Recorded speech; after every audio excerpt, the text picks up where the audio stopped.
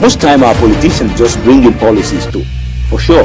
Incidentally, we have several more stories. The legislature was carefully crafted to 22.2% inflation rates as of April this year. What does that say about where we are as a country? I think Nigeria has resorted to being resilient. Before you call the police station, before they even leave, they take permission from I don't think there's really anything on ground to improve. the struggle, the ASU strike. Minister of Education volunteered and said, give me 2 weeks. It was a lie. The president never gave me any deadline.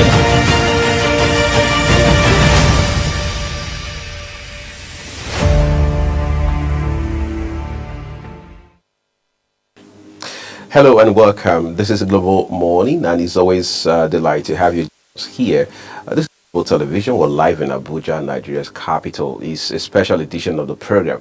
A wonderful Sunday, start of another week, even though some people would say, well, my weekend continues into Sunday. But that's okay, especially for those who either are not working at all today, or you are going to have to start working much later today. But I'm here, my work is cut out for me, and again, we thank you for making out time to join us this morning. I'm Uyi Agmofwegbe, and I'd like to also thank my team that makes it very possible for us to do this 7 days a week.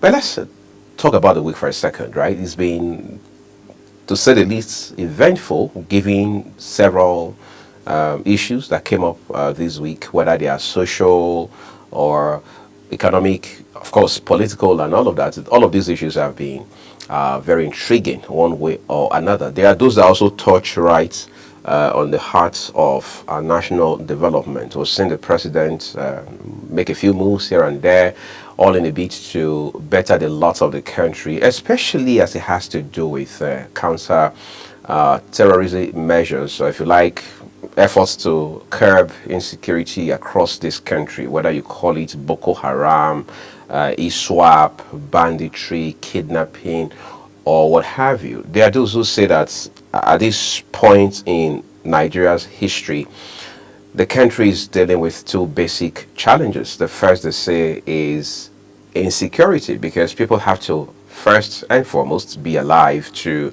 talk about other issues, all right? The second, they say, is the economy, all right? Look at what the inflation is doing to cost of living, whether it's rent, food, transportation. Let's not even talk about other things that are essential as well, including health and education. But in all of this, there has been pressure on the government under the leadership of President Bola Tinubu to say, look, there's so much more the government ought to do about this. I mean, cutting cost of governance, they say, for example, is a task the government is either not paying any attention to, or is just window dressing the issue. The second, they say, well, can't we take a second look at this issue of fuel subsidy removal? Because this is something that happened virtually 2 years ago, and till today, the consequences, the repercussions, the aftermath of it are still biting hard on Nigerians. So they are asking, how do we make this better? I've spoken with economists on and off television. Some of them tell you, look, the government, the federal government in this case, they say, made a mistake by continuing to allocate the excess, so to speak, from the removal of fuel subsidy to states. They are saying, in their own opinion, it would have been far better if the federal government had plowed those monies back into real-time infrastructure, initiatives that are visible, that have direct impacts on citizens. Because as it stands today, nobody seems to be holding governors accountable in terms of how they deploy these funds, these extra funds, I should say, that come as part of their monthly allocation. Well, it's already 18th, for example. I'm sure the conversation about allocation for the month of April is on. And you're going to see commissioners of finance from across the country running to Abuja to get their own piece of the national cake. But the question is, in what specific ways and to what extent do these monies rub off on how they provide leadership for their people across all of these 36 states? So these are issues that agitate the minds of Nigerians all day, every day. And then this week we're seeing the National Assembly turned down a bill that's supposed to address the issue of rotational presidency, because that has also been a long drawn-out conversation. I'll take your mind back real quick. Remember when we had former President Dr. Goodluck Ebele Jonathan in this country, in the saddle, he had also proposed a single 6-year term at the time, which many persons waved off with the left hand and said, look, let's just continue with the status quo. Let's do, 4-year term, 2 terms maximum kind of system and things like that. But today, there is now a different angle to that narrative, which is to say that, well, can we not have a situation where the presidency is rotated in such a way that each of the 6 geopolitical zones can produce a president? Others are of the opinion that rather than pay attention to and be invested in this conversation around rotating the presidency, why don't we focus better still on competence? Who has the competence in the middle of all that? We can do the north, south, back and forth that we had for a while now and things like that. But in all of this, the real concern is the quality of governance. Whether you are going to rotate the presidency or not, does government stick with the rule of law? Does government respect the rule of law? Those in office, whether they are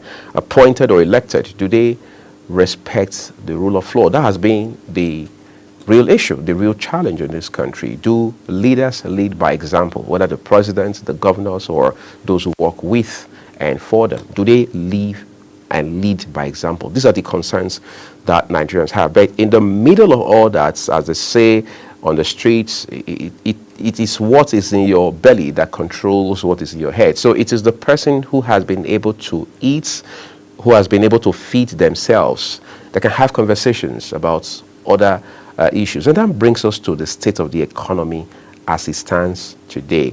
Yes, of course, the monetary and fiscal authorities have told us, look, we are going to make all efforts. We are going to work our fingers out to drive down inflation numbers. But has it been better since the last time we hit 33% inflation number? Well, we wait to see, because in the final analysis, the everyday Nigerian does not look at what the numbers are saying or what the media is telling them. They are more interested in what the information is that comes out from the open markets where they do their shopping. For example, how do you convince somebody who goes to the market on a Sunday such as this, buys a particular item or commodity for 800 naira, and they come back 4 days' time, they are going to have to buy it for upwards of 2,000 naira? How do you explain that to them? There's next to nothing the numbers can do about that, because they want to see a remarkable shift from where they are today in terms of what it takes for them to be able to live from day to day, all right, to a much better place. They want to see the prices of essential commodities drop very significantly, and that is only fair to ask. All right, we're taking a break at this point. When we return, we'll turn to the National Daily so we can bring you headlines this morning.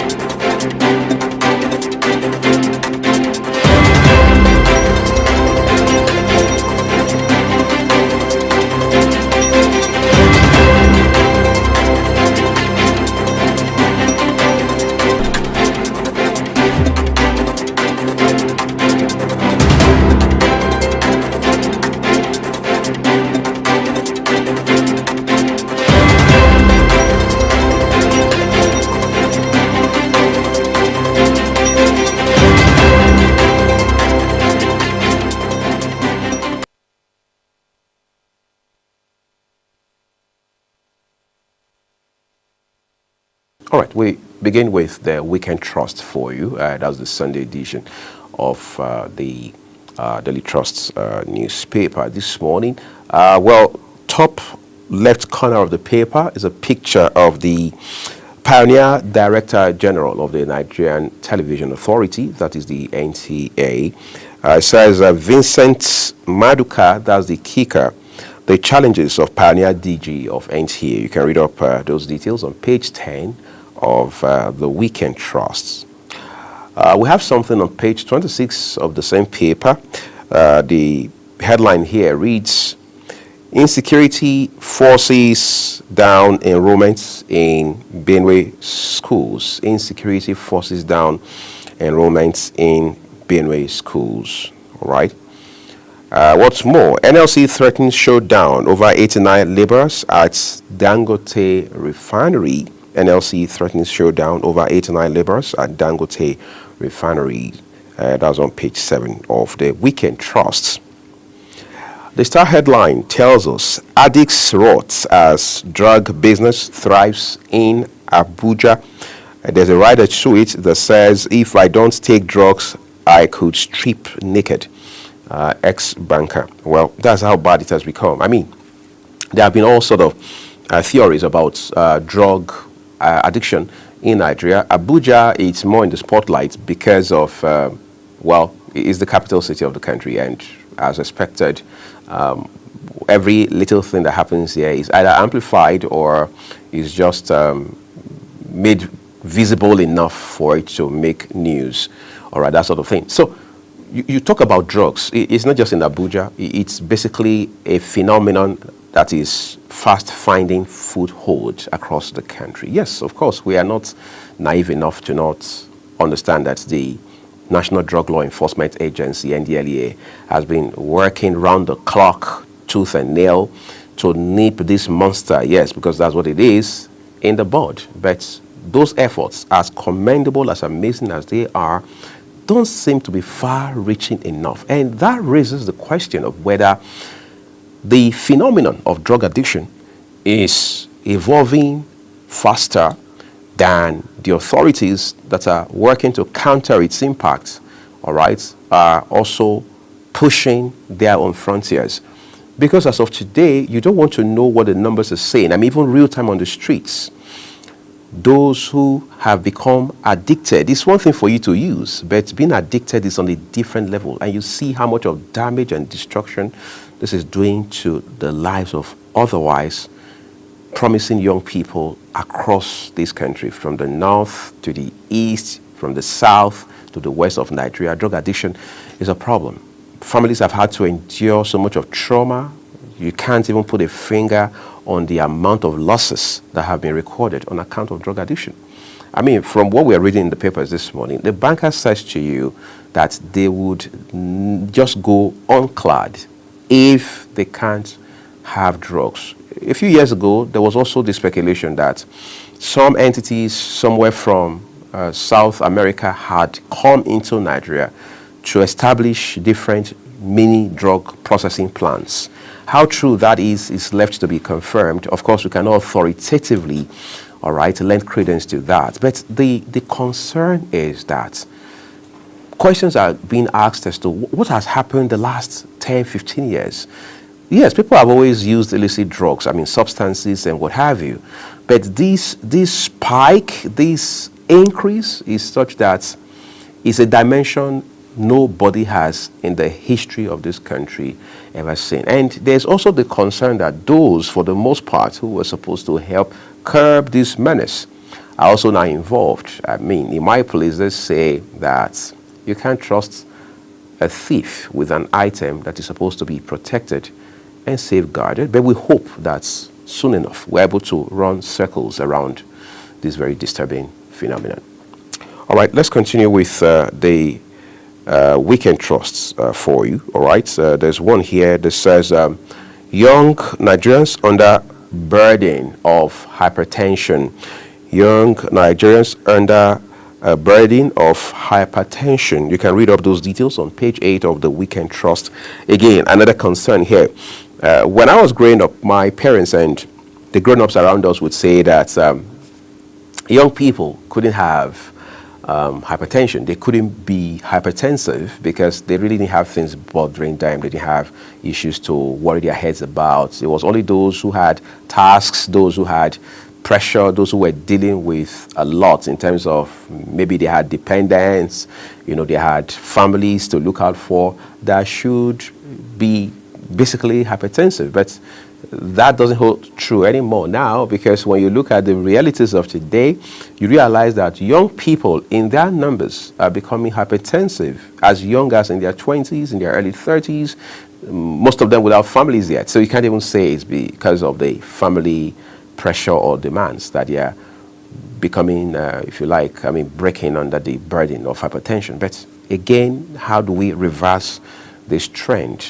We've seen suicide numbers jump right through the roof in recent times. Young people before now hardly committed suicide, but today that's history, because we now see, even with this jump controversy that we have in front of us, we've heard of a story of a young lady, an adolescent, who took her own life on account of the fallout of these joint admissions and matriculation board issues. But we hope that this becomes a thing of the past at some point soon. All right, let's see, that will be all we have for you. Okay, of course we do have two more headlines from the Weekend Trust at the very foot of the paper this morning.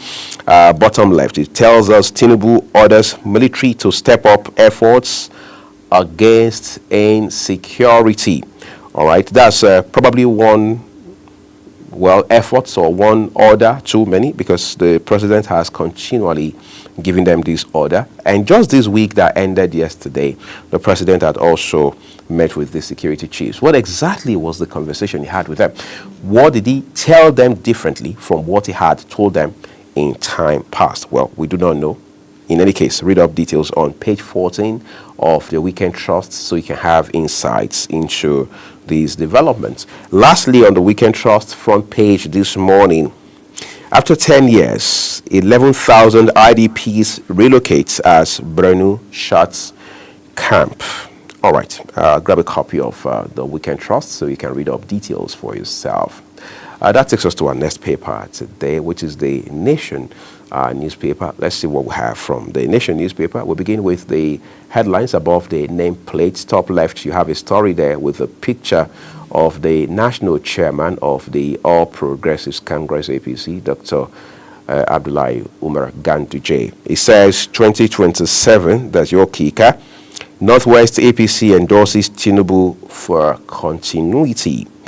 That headline is accompanied, incidentally, by two writers. Ganduje, Barau say no vacancy in Aso Rock. Wike dismisses presidential bid rumors. Economic reforms. Public debt drops to $94.22 billion from $113 billion. Sounds significant, but again, that needs to find expression in the quality of life of the everyday Nigerian. The writer says FG repays $19.2 billion, states clear 1.85 trillion naira debts. Okay, hopefully we're going somewhere with all of this. But then we have the star headline as well. Saraki's PDP rescue mission faces early storms. Two writers tell us power blocks in fresh plots as more defections loom. Legal landmines threaten party's revival bid. This quite interesting, because as it stands now, we understand just exactly a week ago there was an emergency stakeholder meeting of the leaders of the PDP, and by the next day, which was Monday, the Board of Trustees membership of the party got inaugurated, and at that same point, a reconciliation committee was set up, now to be led by former President of the Senate, who also is former governor of Kwara State, Senator Dr. Bukola Saraki. But it's ironic, barely 1 week down the line, we're hearing that there's already internal wrangling within the ranks of this committee. On Tuesday, I spoke with a chieftain of the party, who is also the leader of concerned PDP league here, Comrade Dakiabo at Walmart, who told me that this committee, from what he says, has the competence, the history, and the capacity, all right, to reconcile aggrieved members and blocks and factions and everything else in the PDP. But let's believe that it's too early to draw conclusions on this committee, that the PDP will be able to find its way back, all right, to where it had been at least by the start of 2015. But it's been 10 years. The PDP has been trying to patch things up. It just hasn't worked. What does that say? Because as it stands today, a very, very senior member of the party, in the person of former Vice President Atiku Abubakar, who was also the candidate, presidential candidate, that is, of the PDP in 2023, is now saying that, look, he believes there's no going back as it has to do with coalition, that he believes that the party has to seriously consider going into a coalition. Of course, you can't go into coalition, obviously, without bringing other parties in or joining other parties. Question, however, is what are the factors militating against the PDP, on the front of going into a coalition with other political parties? We'll find out shortly. All right, what more do we have here? It says Kwankwaso denies saying Tinubu asked him to join APC. Find out those details on page 5. Nigeria's Aces strike leaves Crystal Palace to FA victory. Yeah, that happened yesterday. History has been made. All right. On the very foot of the paper this morning, world leaders gather for Pope Leo XIV's inauguration, and you can see a picture of President Bola Tinubu, who just arrived in Rome, all right, yesterday, and being received right there with warmth, all right, and pageantry right there in Italy. Okay, so we leave it there on the Nation newspaper, the Nation Sunday as it's called this morning. Read up details for yourself so you can stay ahead of the news. And that takes us to our third paper, the Sunday Punch. All right, quickly we start with the headline above the nameplate. Top left, you have a picture of the Chief of Army Staff there. It says, Army widows decry hardship, sexual harassment. Army widows decry hardship, sexual harassment. Page 3 is where you'll find those details this morning. And then we have political economists, former presidential advisor to former President Shagari, talking about Professor Pat Utomi. It says, DSS threats, I am not afraid to die, says Pat Utomi. Okay. Star headline, Governors BOT kick as Saraki panel feels fresh PDP crisis. The writers say Atiku backs reconciliation, insists on coalition. PDP a dead party resisting burial. That's according to the All Progressives Congress, APC. And then front left corner of the front page, I'm waiting for PDP to zone presidency to South. That is credited to Minister of the FCT and former Governor of River State, Nyesom Wike. 34,000 Nigerians secured U.S. citizenship in 3 years, according to reports. Nigeria police neglected for over 40 years. NPTF, that's Nigeria Police Trust Fund Executive Secretary Shedu, is the one saying that. You can read up those details on page 24 of the Sunday Punch. What more do we have this morning? Lagos Cemetery, where bodies are buried in 1 foot graves. Why I rejected 21 million naira to join Russian army, ex-Nigerian soldier. All right, and lastly, on the foot of the paper, that scare oversupply drag 50 kg rice price to 54,000 naira. Death scare oversupply drag 50 kg rice price to 54,000 naira. Is that a blessing in disguise, or are Nigerians supposed to be more concerned because of the death scare that has emerged around certain brand of rice recently? Well, let's see how this goes. The authorities of the Nigeria Customs have assured and reassured members of the public that there's nothing to be scared of. There's no cause for alarm, but We'll wait to see how this all pans out ultimately. But those are your headlines from the Sunday Punch. All right, let's turn to talk about sports for a minute. All right, this time is the Punch Sports Extra. We have several of them here, but let's look at the one that has a picture of Vice President Kashif Shettima on Punch Sports Extra. It reads, Shettima declares games open today. That's talking about the National Sports Festival being hosted by Ogun State government. Dessers ends season on high with 29th goal. He's incredible. Alba Lords Yamal. Maresca hails intelligent Cucurella. Arsenal plots Rodrigo Soup. And then here it says Reds reach Frimpong agreement. And the Star headline with a picture of Victor Osimhen says, more on his mind. The writer says Osimhen targets Super League trophy to complete domestic double.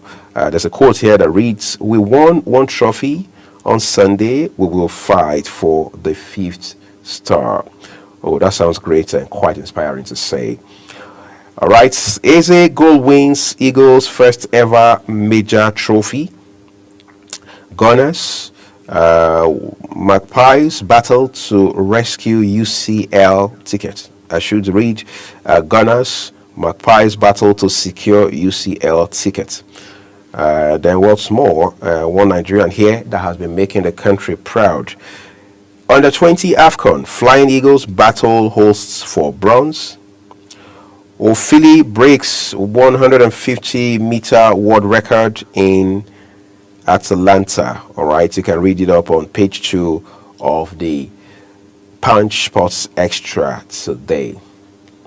All right, so much for the papers, at least first half of it. We have a few more papers to come your way. We're taking a quick break. When we return, we'll look at 3 more papers for you.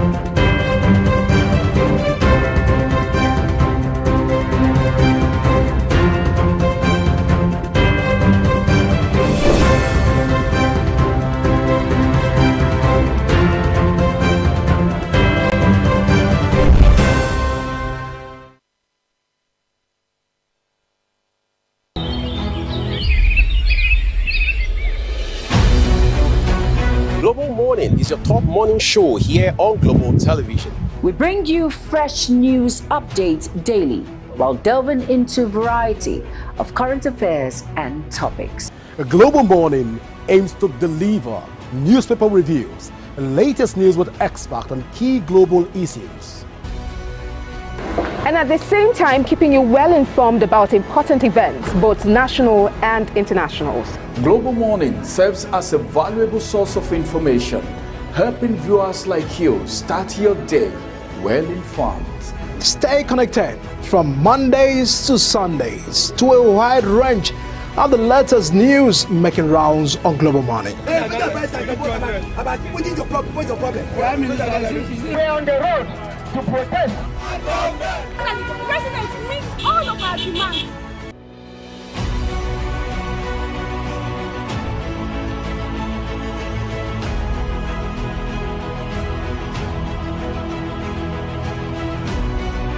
This is Global Morning.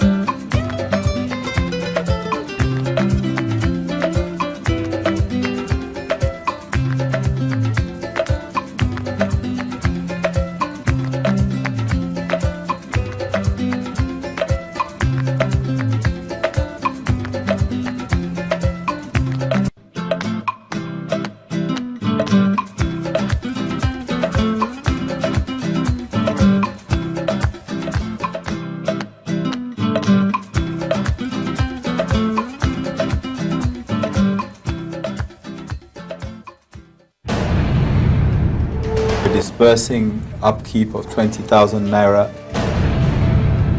Know that you cannot talk about a healthy nation if you don't have means to produce your own in addition to importing.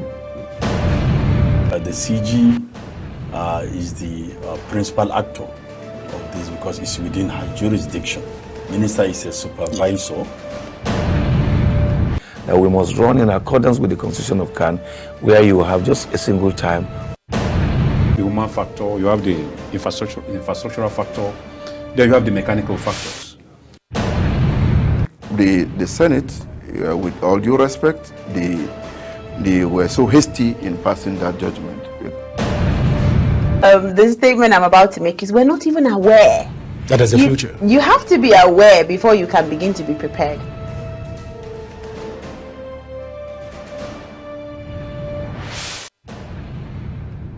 Do you know that global television can be watched in Nigeria and all over the world?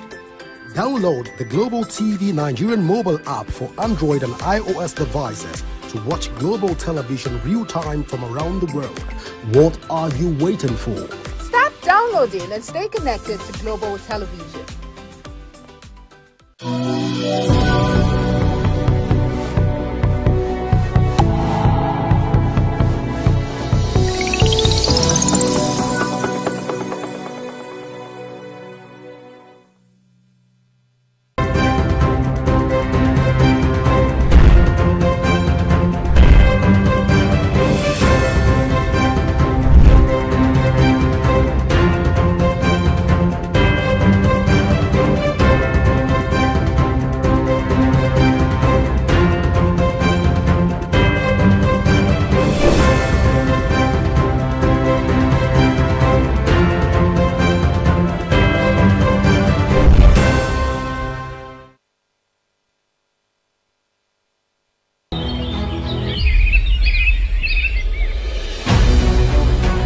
Global Morning is your top morning show here on Global Television. We bring you fresh news updates daily while delving into a variety of current affairs and topics. A Global Morning aims to deliver newspaper reviews and latest news with experts on key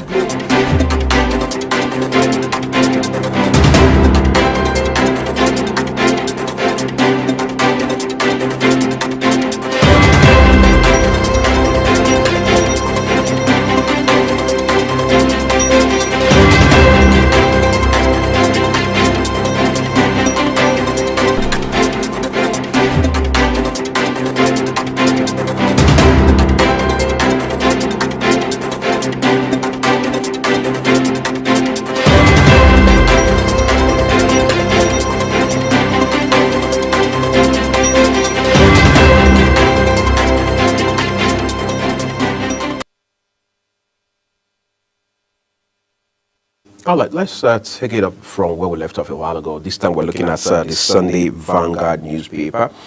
Again, we begin from headlines just above the name mast of it. Top left, it says, huge structural failures. Stakeholders react as Oloyede ends UTME blame game. June 12, Afenifere chief attacks Sule Lamido for insulting Yoruba's intelligence. No vacancy in Aso Rock. Northwest APC endorses Tinubu. Those details are on page 9 of the Sunday Vanguard. And then the Star Story has infographics of some sorts on right on the front page of it here. It says one-party state tensions grip Nigeria as number of defected lawmakers climbs to 86. Those very intriguing details await you on page 10 of the Sunday Vanguard. New mushroom universities.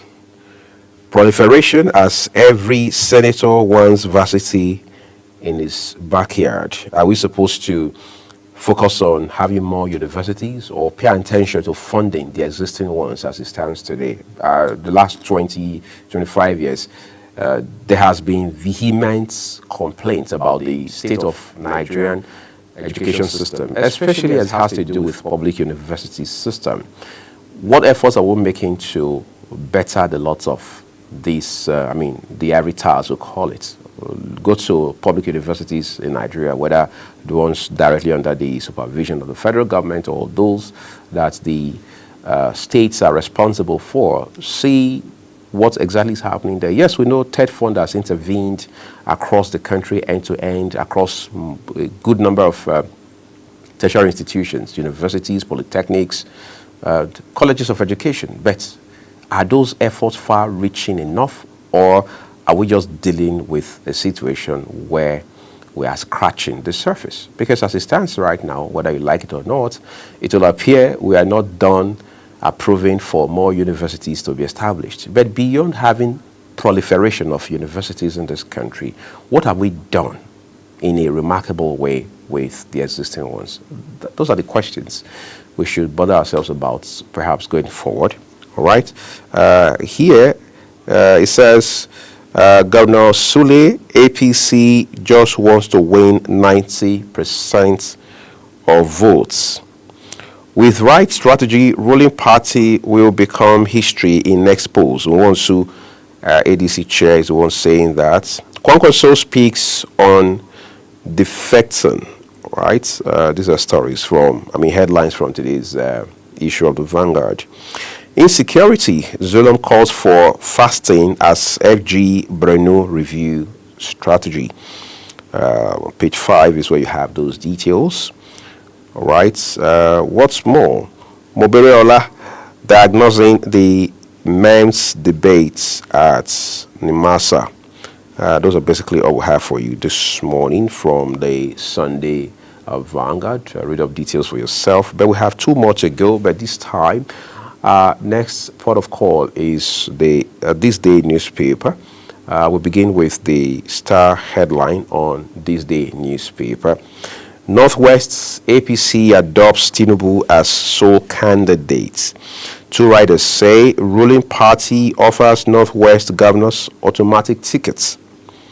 Barau Ganduje insists no vacancy in Aso Rock. So when you offer Northwest governors automatic tickets, of course, that's a reference to those who would stand for re-election, all right, in 2027. What do you say about a state like Zamfara, where you have a PDP governor? What do you say about the states like Kano, where you have, well, an NPP governor? Or is there already a bait in the works to get these 2 gentlemen into the fold of the APC as well, going into 2027? We'll wait to see how that pans out. But let's move things a notch higher quickly, still on the front page of This Day newspaper, just above the name mast. Nigeria's enemies will soon be brought to their knees, Chief of Army Staff vows. And then we come down a little further now to see what we have here. Strategies ahead of 2027. You can see there the National Chairman of the All Progressives Congress, APC, Dr. Abdullahi Umar Ganduje, and then the Governor of Kano State, Uba Sani as well. But what more can we say? Let's leave it there already. But let's move to our last paper this morning, the Sunday Tribune. That's what we're leaving it with, the papers today. Well, we have a picture of the chairman of the Independent National Electoral Commission, INEC, Professor Mahmoud Yakubu, says National Secretary CSO confronts INEC over alleged interference in PDP's internal affairs. The 2 writers say demands CTC of INEC advice to PDP, as a certified true copy of INEC's advice to PDP, while INEC won't recognize Koshodo even after receiving PDP's notice. Well, they say that's credited to some source. Defection. Not all defectors will be accepted in ruling parties. Defection. Not all defectors will be accepted in ruling party. APC Deputy National Secretary. So what's the condition on which someone may not be accepted into the ruling party if they defect? That's the reason you should read up details on page 8 of the Sunday Tribune. And then we have the star headline as well. Reps under fire over compulsory voting bill. 2 riders again. Agbakoba, ex-Kogi speaker, others slam lawmakers. Nigerians unhappy with current NAS.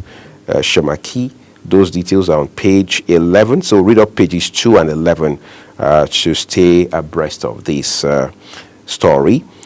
Delineation crisis. Ijo Urobo warn INEC, urge commission to resist political pressure. Kwankwaso denies defection rumor, meeting Tinubu. Troops snap wanted terrorist collaborators, sustain operations nationwide. 2027, Northwest APC governors, reps, speaker, deputy senate president, others, OK Tinubu.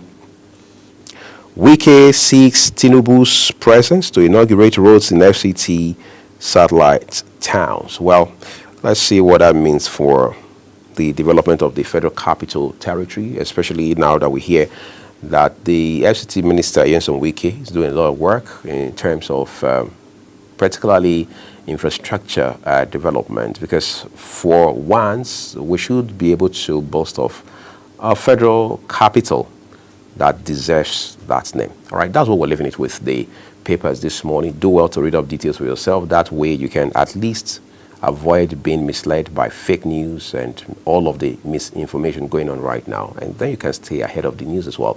As always, we would like to remind our viewers that Global Television has no contribution to all these papers, all the headlines, all the details. We just bring you the headlines and then guide you regarding the news and its direction. We'll take a break. When we return, we'll wrap it up on the program today.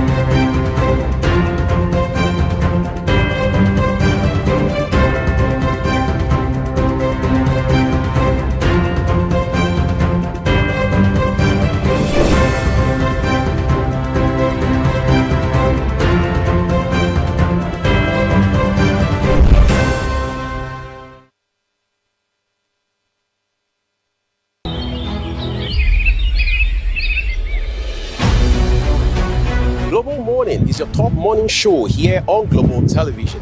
We bring you fresh news updates daily while delving into variety of current affairs and topics. A Global Morning aims to deliver newspaper reviews and latest news with experts on key global issues. And at the same time, keeping you well informed about important events, both national and internationals. Global Morning serves as a valuable source of information, helping viewers like you start your day well informed. Stay connected from Mondays to Sundays to a wide range of the latest news making rounds on Global Morning. We're on the road to protest. The president meets all of our demands.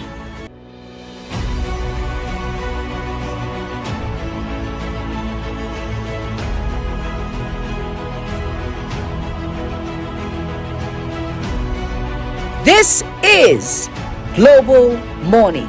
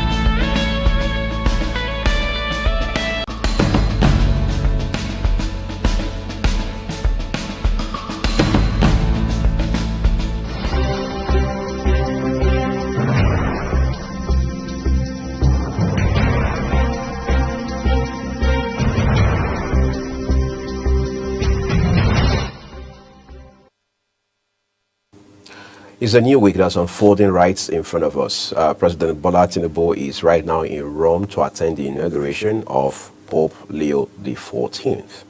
While he's away in Europe, back at home in Nigeria, a lot will happen in his absence. First of all, this week is going to again be eventful, given some of the bills that are now in front of the National Assembly. In this case, particularly the Senate. We look forward to seeing how each of them will pan out, especially those that border on issues like tax reforms, issues around how we can better improve the way governance is done in this country. And don't forget that there's also been this controversy around the compulsory voting bill that the National Assembly is pursuing currently. That bill in itself has seen a lot of pushback because of the fact that there are those who argue that while voting is important, while it is the rights and responsibility of citizens who are of age, of course, in the case of Nigeria, 18 or older, to cast their ballots, the law itself in that regard should not be draconian in nature in any way. So we also look forward to seeing what the conversations around this week will be.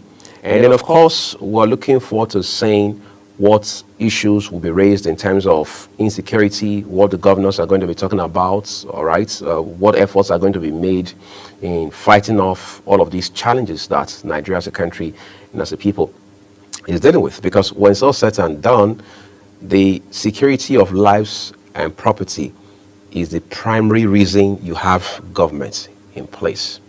I am Muyi Agmofwegbe. My colleagues and I are grateful to you for the time you spent with us here on the program. Today, we will see you again. Welcome to Global Morning. The death toll from flooding. Most time our politicians just bring in policies too, for sure. Incidentally, we have several more stories. The legislature was carefully crafted to 22.2% inflation rates as of April this year. What does that say